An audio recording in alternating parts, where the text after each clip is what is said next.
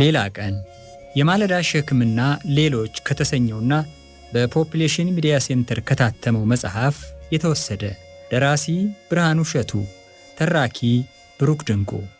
ሌላ ቀን ወደ ክፍል 2 ትረካችን እንሻገራለን።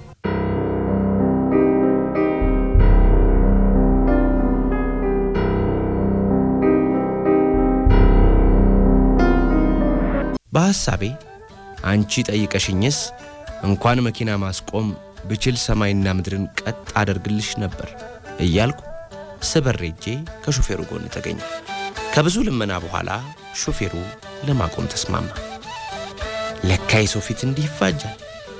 ይሄ መኪና ከዚህ በኋላ የሚቆመው ለምሳ ደብረ ሲና ላይ ብቻ ነው። የሚቆርጥህ የሚፈልጥህ ተሳፋሪ ይሄኔ ወርደ ተናፈስ ብሎ አውቶቡሱን መንገድ ዳር አስጠግቶ ቆመ። አዛውንቱ ተናደው የፊት ስሮቻቸው እንደተገታተሩ ይሄ ሁሉ የሚደርስብኝ ባንቺ ነው፣ ባንቺ የተነሳ ጥሪቴን ሁሉ አራገፉ፣ ስንቱን አድባር ስንቱን ቆሌ ተለማመጡ፣ የትኛው ጠላቴ ዙረቱን እንዳዞረብኝ የቱ ቂመኛ ድጋሙን እንደተበተበብኝ አላውቅም፣ በውረጅና መላበዩ አሏት። ለስቅላት እንደቀረበ ፍርደኛ ቅስሟ ስብር ብሎ ከመቀመጫዋ ተነሳች። የትኛውንም ተሳፋሪ ለማየት ወንድ ያልነበራትም።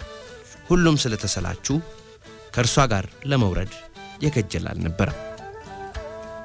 ስትወርድ ሾፌሩ ከእግር እስከ ራሷ ተመለከታትና ሰሚ አንቺ፣ ከአሁን በኋላ መቆም የሚባል ነገር የለም። እዚህ ጭራ ሜዳ እስክደርስ ድረስ ምን ያህል ጊዜ እንደቆምኩ ታውቂያለሽ? መላ ፈልጊ ብሎ ተማረረ። የሰውን ዓይንና የሾፌሩን ኃይለ ቃል መሸከም ስላልቻለች የአውቶቡሱን ቋሚ ዘንግ መደገፍ ነበረባት። ሳር ከበዛበት አበቅታማው ጭራ ሜዳ ላይ ወረደችና ከአንድ ቋጥኝ ጀርባ ዘወር ብላ ተቀመጠች። ሁኔታዋ ውስጤን ዘልቆት ስለገባና ችግሯ ወለል ብሎ ስለታየኝ ልቆጣጠረው የማልችለው ሐዘን ተሰማኝ። ይህች ልጆ በእርግጠኝነት አሟታል። ለመሆኑ ወደ አዲስ አበባ የሚሄዱት ሊያሳክሟት ነው ብዬ ጠየቅኳቸው። ሁለታችን ብቻ ስኑ። ትከሻቸውን ነስነስ ደረታቸውን ሰፋ አድርገው ወደ አዲስ አበባ የምንሄደውማ የሐጂ ጉዞ ኑሮብን ጉዳይ ላስፈጥም፣ እሷም የምትሄደው በአንዳንድ ነገር ልትረዳኝ ነው። ስንቱ ብድግ ብሎ እየሄደ ሐጂ እየተባለ ሲመለስ እኔ አገሩ አድባር ስሜ ለዋስትና የሚበቃ እንድራው መሸሻ ግን አያንደሪስ ብቻ እየተባልኩ ስተመቼ ለዚሁ ስል ወይፈኖቼን በደህና ዋጋ ቸብችቤ ከላይታች እያልኩልህ ነው። ፓስፖርቱን በአንድ ሳምንት ይጨርሱልኝ ይሆን? ከሁሉ ፊት ልጃቸው በጣም እንደታመመች ገልጬ ቢያሳክሟት እንደሚሻል ነገርኳቸው። መታመሟንማ አገር የሚያውቀው ነው። ከጫጉላ ቤት ከወጣች ወዲህ መሽጤን አግኝታ ታውቃለችና የትኛው ያልገበርኩለት ሰይጣን እንደተጣላኝ አላውቅም። ደርቄ ቀረሁ። ባለትዳር መሆኗን ለማመን አዳገተኝ። የምለው ነገር አልነበረኝ። ይሄውልህ እንዲህ ያደርጋት ከጀመረ ዓመት ተመንፈቋ አሉኝ አውቶቡስ ውስጥ በመግባት ላይ ሳለን። ንግግራቸውን የማደምጠው በከፊል ልቦናዬ ነበር። ቤተሰብ ለመሸከም ልጅ ወልዳ ለማሳደግ የልጅነት ዕድሜዋን ሳትጨርስ ለብዙ ማኅበራዊ ቀንበሮች መዳረጓን እያሰብኩ እንደ ቀድሞ እጎን ያስቀመጥኳቸው። ከትንሽ ዝምታ በኋላ ዕድሜሽ ስንት ነው አልኳት። አዛውንቱ አስጠልተውኝ ሙሉ በሙሉ ችላ ብያቸዋለሁ። ፈጥና መልስ ልትሰጠኝ አልደፈረችም። ለተወሰነ ቅጽበት አመነታች። ፊቷን ቅጭም አድርጋ ስታየኝ ቆየችና የተመኝ ይባላለሁ፣ ዕድሜ 14 ዓመት ተኩል አለችኝ። የሆነውን ሁሉ ለመቀበል ራሷን ያሳመነች መስሎ ተሰማኝ። ልትነግረኝ የፈለገችው ነገር እንዳለ ስለገባኝ ባለትዳር መሆንሽን አባትሽ አልኩና ወሬ ቀጠልኩ። አባቷ የጎሪጥ አዩኝና ዕድሜዋ ለትዳር በቂ ነው፣ ማግባትም እኮ አዲስ ነገር አይደለም አሉኝ። ከልጅቷ ጋር እንዳንጫወት የፈለጉ መሆኑ ስለተሰማኝ አፌን ቆጠብኩ። ወደ ደብረ ሲና በመቃረብ ላይ ስለሆን ምሳ እየበላን ከእርሷ ጋር ለብቻ የማወራበት ዘዴ አላጣም። ይህችን ያለ ጊዜዋ ለመከራ የተዳረገች ነፍስ ለማወቅ ጉጉቴ እንደጨመረ የደብረ ሲናን አቀበት ተያያዝ ነው። ደብረ ሲና ስንደርስ የከተማዋ መንገድ ለምሳ በቆሙ መኪኖች እንዲሁም ጦስኝ፣ ቆሎና ፍራፍሬ በሚሸጡና በሚገዙ ሰዎች ተጨናንቃ ነበር። በዚህ ግርግር መሃል ደህና ምሳ ያለበት ሆቴል መፈለጉም ራሱን የቻለ ሥራ እንደሆነ እያሰብኩ ከመቀመጫ የተነሳው። አዛውንቱ ከመነሳት ይልቅ ደልደል ብለው ተቀመጡ። አባት ይነሱና ምሳ ብጤን ፈልግ፣ ገና የማይገፋ ረጅም መንገድ አለብን አልኳቸው። ሮመዳንም አደል፣ ጾመኛ ነኝ፣ በወርድ ምንም አይፈይድ። እሷም ጾመኛ ነች አልኩ ልጃቸውን እየተመለከትኩ።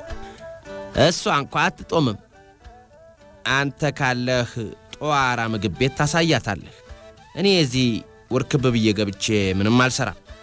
ጋቢያቸውን ፈልፍለው ከወፍራም ሹራባቸው ስር ወዳለ ሸሚዛቸው እጃቸውን ሰደዱ። ከደራረቡት ልብስ ብዛትና መኪና ውስጥ ካለው መታፈግ ጋር በሙቀት አለመሞታቸው ደንቆኝ አስተዋልኳቸው። የያዙት ብር መሃል 10 ብር እንደምንም መዘዋወጡና ሰጧት።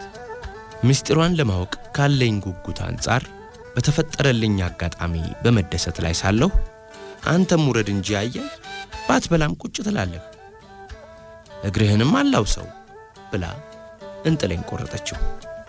ካልሽ ምን ይደረግ እያሉ ተነሱና ተያይዘን ወረድን። ከአዲስ አበባም የተነሳው ከደሴና ከኮምቦልቻም የመጣው ተሳፋሪ ይተራመሳል። የምሳ ጣጣውን የጨረሰ ሾፌር መንገደኞች እንዲሰባሰቡለት ጥሩምባ ሲነፋ ቆሎ ሻጮች ጋሽዬ ቆሎ፣ እትዬ ጦስኝ ብለው ሲጣሩ የተጠፋፋ መንገደኛ እርስ በርሱ ሲፈላለግ የሚያሰማው የጥሪ ድምፅ የራሱን ኪነታዊ ውበት ፈጥሯል። ምግብ ፍለጋ ስንዞር የፈጠርነው አጭር መቀራረብ ቀለል እንዲላት አድርጓት ፈገግ ማለትና ረዘም ያሉ ቃላት መናገር ጀምራለች። አንድ ስያሜው በውል ከማይለይ ምግብ ቤት ገብተን ወንበር ያዝን። ታሪኳን ይበልጥ ለማወቅ ካለኝ ጉጉት የተነሳ ዝም ብሎ መቆየትና ያዘዝነው ምግብ እስኪመጣ መጠበቅ አላስቻለኝም። እልህኛ ቢጤ ነው። ነገር ካልቋጨው ሆዴን ይቆርጠኛል። ትዳር እንዴት ነው አልኳት።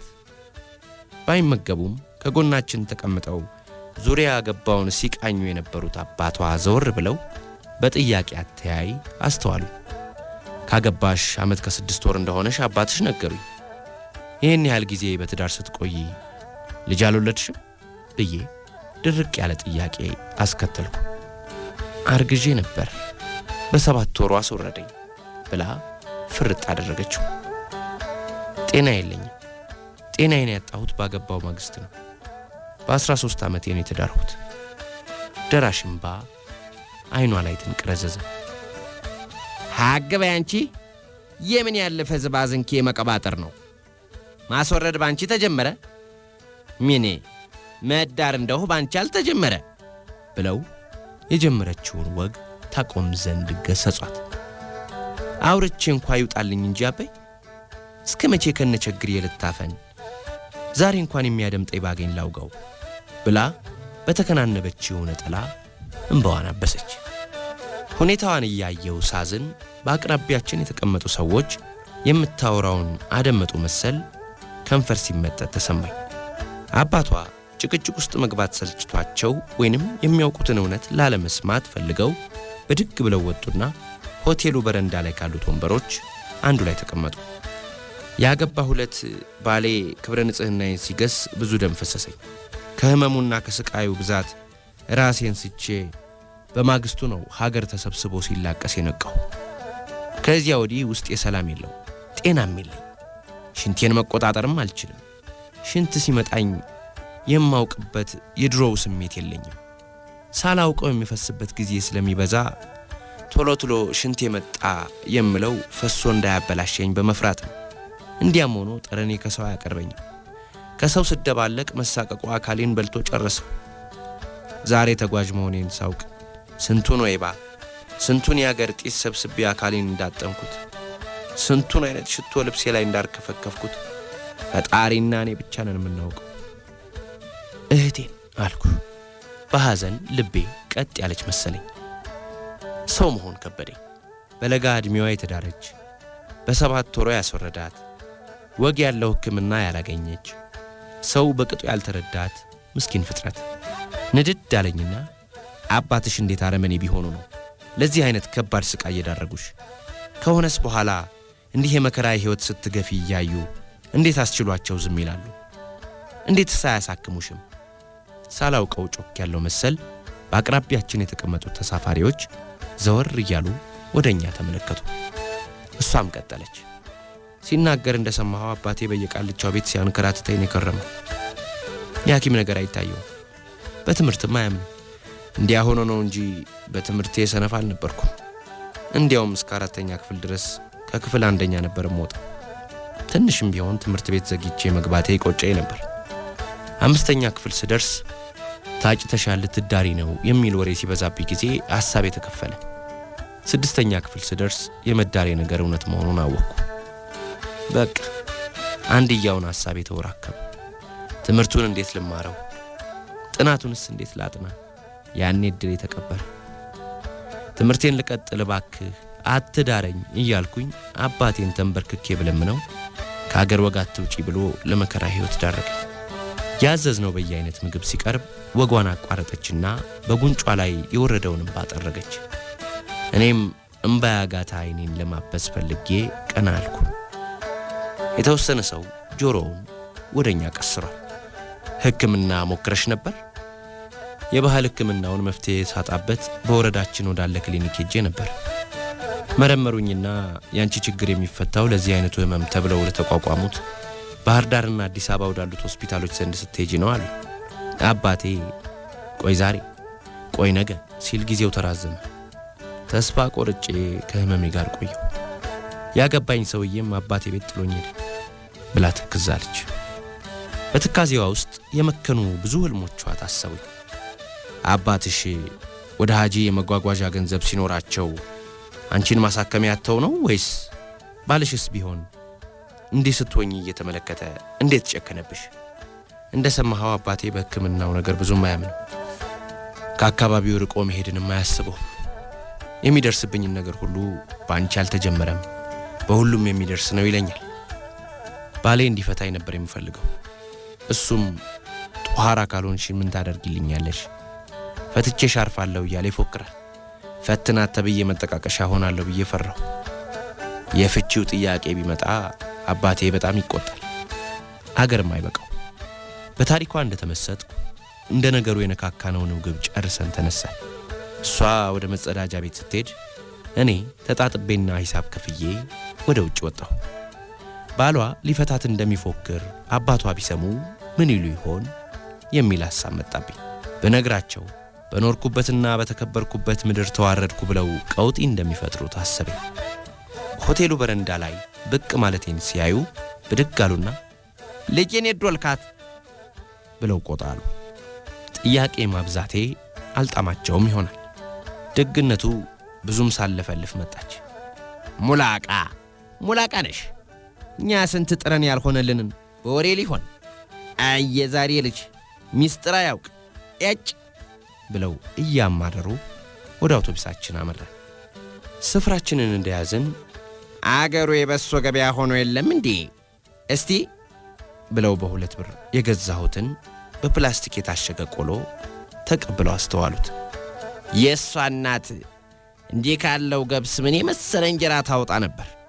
እሱን ታዲያ በርበሬ በላሰ ቀዝ አርጎ በልቼ ማረሻ የጨበጥሁ እንደው ስንቱን ቀዳማ መሬት ገልብጨውል ነበር። ሞልጭ አርገው አይደል እንደ የሸከሸኩት። ጥቅሙ አሰሩ ላይ መሆኑን አላወቁ።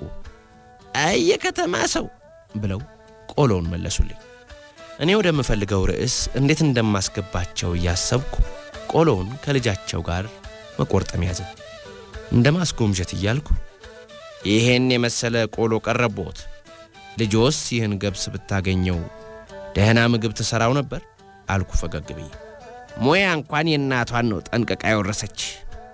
የሴትን ሙያ ይበልጥ የሚያውቀው በተለይ አባወራዋ ነው። እሱማ ምኑን አወቀው ብዬ ነገር ቆሰቆስኩ። ነገሬ ለሁለቱም ሽሙጥ መሆኑ ገባቸው መሰል። እሷ ቀኝ ጎኔን ጭብጥ አድርጋ ስትይዘኝ እርሳቸው በግልምጫ አነሱልኝና እንዴት አያውቀው አሉ። ሙያዋን በቅጡ ባያውቅላት አይደለም እንዴ ፈታሻለሁ እያለ የልጆ ባል የሚፎክር አይደል እንዴ ተመኝ ብዬ ወደ እርሷ ዞርኩ። ምን ብለው ሙሉ በሙሉ ወደ ልጃቸው ዞሩና እውን አንቺ ይሄ ልጅ የሚለው ሐቅ ነው?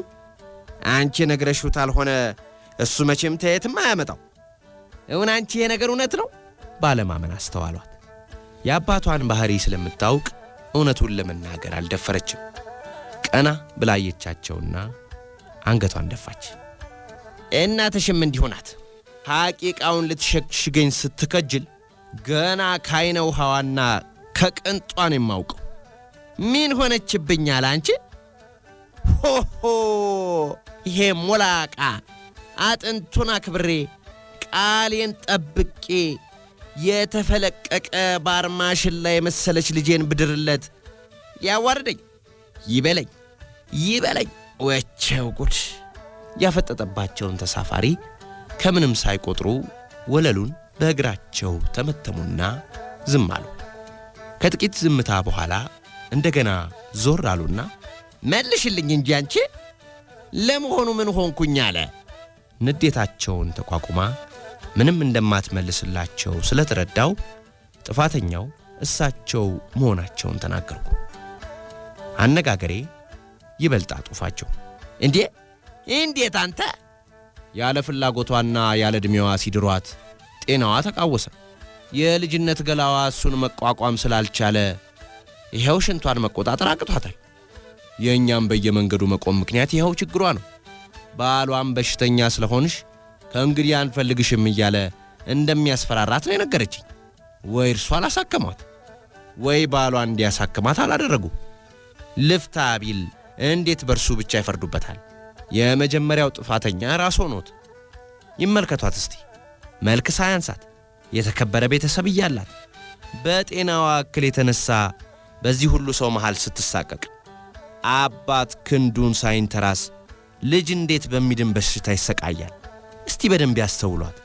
ባሏ ሊፈታት እንደሚፈልግ ለእርሶ ለአንድ አባቷ ሳትነግር ለእኔ የግማሽ ቀን ትውውቅ ብቻ ላለኝ ለባዳው ለምን እንደነገረችኝ ያውቃሉ? ስለማያማክሯትና ችግሯን ሊረዱላት ስለማይሞክሩ ነው። ያለኝን ዘርግፌ ትንፍሳልኩ። ነገሩ እንዲያ ነው ብለው ቅጭም ያለ ፊታቸውን በእጆቻቸው ጠራረጉና ደጋግመው ተነፈሱ። የተመኝ በጉፍታዋ ተሸፋፍና ከፊቷ ባለው ወንበር ላይ ደገፍ ብላለች። ከሰው ለመሸሽ እየሻተ ሽምቅቅ የሚለው አካሏ ዘና ብሎ ታየ። አባቷ ዝም ሲሉላት ቀና ብላ ፊቷን ወደ እርሳቸው መለሰችና አይ ይህና አያ ተሾመ ልጆች የነሸህ አብዱ ቤተሰቦችና ያንተ እህት ልጆች ያውም ሴቶቹ እስተ ኮሌጅ ተምረው አዲስ አበባ ውስጥ የመስሪያ ቤት ኃላፊ ሆነው የሚኖሩት እንደኔ በልጅነታቸው ስላልተዳሩ እኮ ነው። ልጆች ካጠገብህ እንዳንርቅ ዘርህ በስቶ ለማየት በአገርህ ተከብረህ ለመታየት እንደምትሻ አውቃለሁ። ግን የእኛን የልጆችን ህመምም ማዳመጥ አለብህ። ድንገት ደራሽ ሲቃ እንቅ ሊያደርጋት ሲቃጣ በቃኝ ከእንግዲህ በቃኝ ብለው ለረጅም ጊዜ ከቆዩበት የትካዜ ዓለም ወጡ። ገብቶኛል። እንደ ጋሪ ፈረስ የፊቴን ብቻ ስመለከት ባለቤቱ ያቀለለውን አሞሌ ባለዕዳ አይቀበለውም የሚባለው ተረት በእኔው ተፈጠመም አይደል?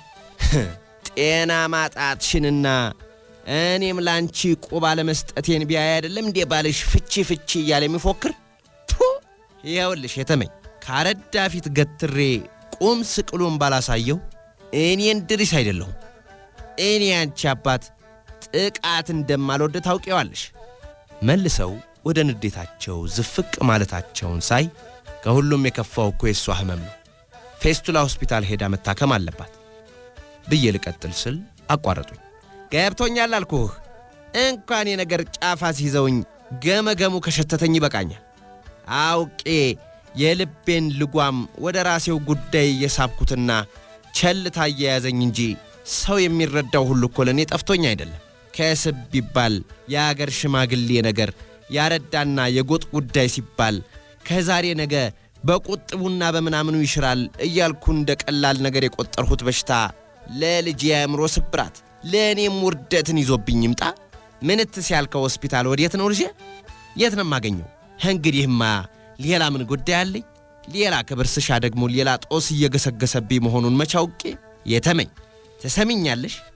በሕይወት እያለሁ አንቺ አንገትሽን አትደፊም። ሕክምና እንዴት ልታገኝ እንደምትችል በሰፊው ገለጥኩላቸው። የት እንደሚያርፉ ጠየቅኳቸውና የራሴን ጣጣ እስክጨርስ 1-2 ቀን ከታገሱኝ ልረዳቸው እንደምችልም ቃል ገባሁላቸው። ይሄማ ጥሩ ነበር። እህቴ ልጅ ቤት ነው የማርፈው። እንደነገረችኝ እርሷ ሥራ ይበዛባታል። አንተን ታላስቸግርንህማ ከመደናገሯ አተረፍከን ማለትም አይደል? ደስታ እንቅ አደረጋቸው። እጃቸውን ከኋላዬ ያሻግረው የተመኝን ዳበስ አደረጓት። ፈገግ አለች። ፈገግታዋ የረጨው ብርሃን በውስጤ ግሩም የስዕል ሐሳብ ፈነጠቀብኝ። ያ ትጠብቀውና ትጓጓለት የነበረ ቀን እንደመጣላት አልተጠራጠርኩም።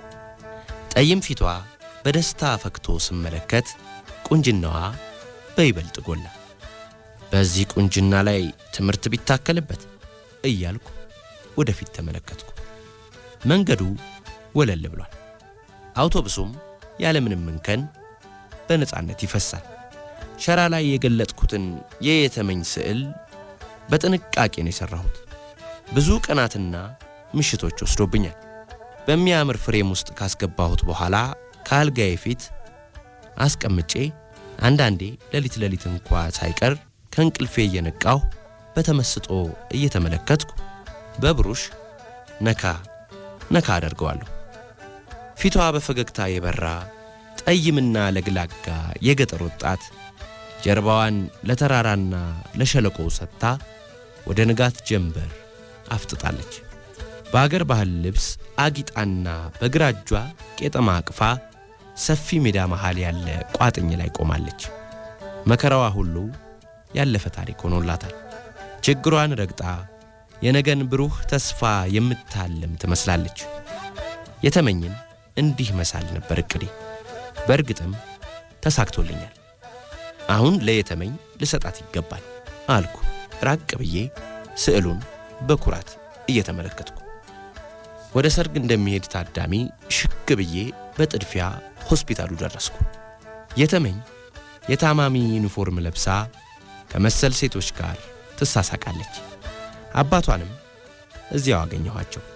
ሁሉንም ሰላም ካልኳቸው በኋላ ወደ የተመኝ መለስ አልኩ። ፊቷ በደስታ በርቶ ሳይ ደስ አለኝ።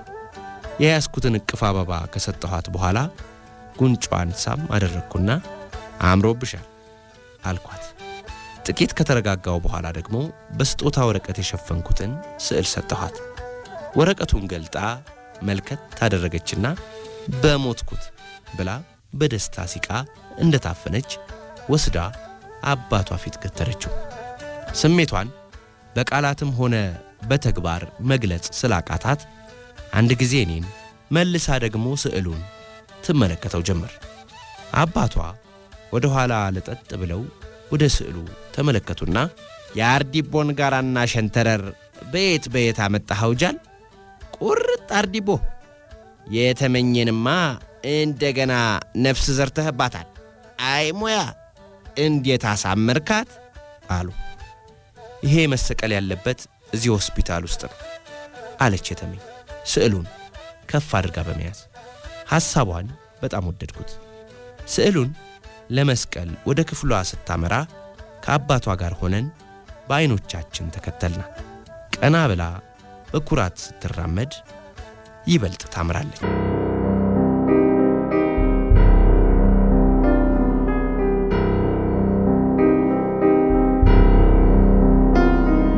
ሌላ ቀን አጭር ልቦለድ ትረካችን በዚሁ ተፈጸመ።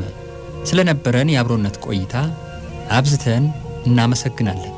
ሌላ ቀን የማለዳ ሸክምና ሌሎች ከተሰኘውና በፖፑሌሽን ሚዲያ ሴንተር ከታተመው መጽሐፍ የተወሰደ። ደራሲ ብርሃኑ እሸቱ፣ ተራኪ ብሩክ ድንቁ።